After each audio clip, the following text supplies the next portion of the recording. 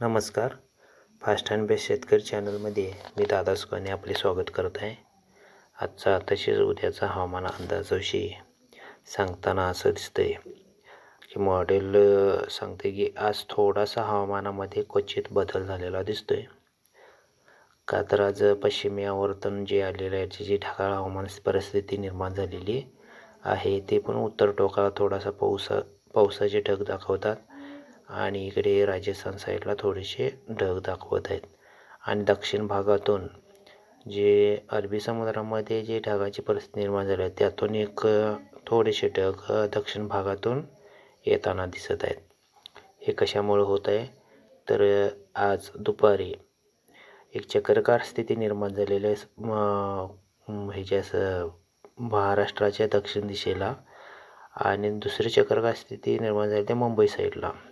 हे दोन चक्राकार स्थितीमुळे आपल्या भूभागावरती महाराष्ट्र, कर्नाटक म्हणजेच इतर भारताच्या भूभागावरती वातावरणात थोडासा बदल जाणवतो. उद्याच्याला पश्चिमी आवर्तन जरा जास्त आलेलं दिसत आहे.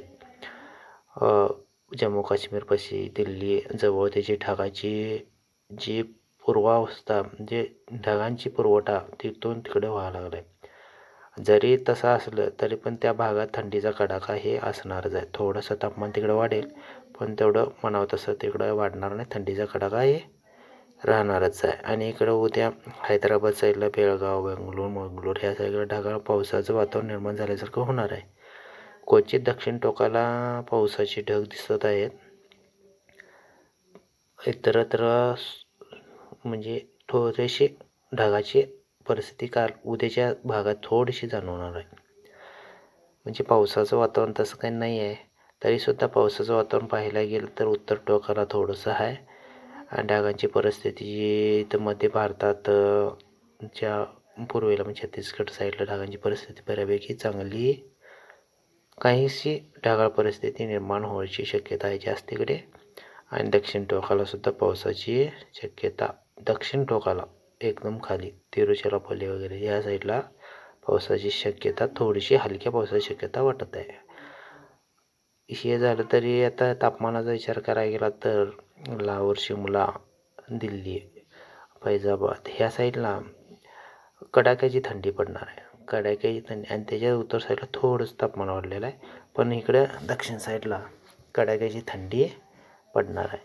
दक्षिण भारतामध्ये अरबी समुद्रामध्ये पाहायला गेलं तर अरबी समुद्रामध्ये प्रचंड तापमानाची वाढ झालेली आहे.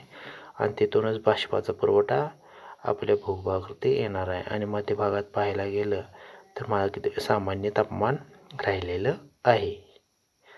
भूभागावरती सुद्धा दुपारी जास्त तापमान होतं. आज रात्रीतून पाहायला गेलं तर दिल्ली, झाशी, फैजाबाद आणि जोधपूर ह्या साईडला कडाक्याची थंडी पडणार आहे. मायनसच्या मग 7-8 डिग्री खाली ते तापमान जाणार आहे. आणि इकडे मुंबई, नागपूर, जालना, हैदराबाद साईडला 20-20पर्यंत 18-20 तापमान राहणार आहे.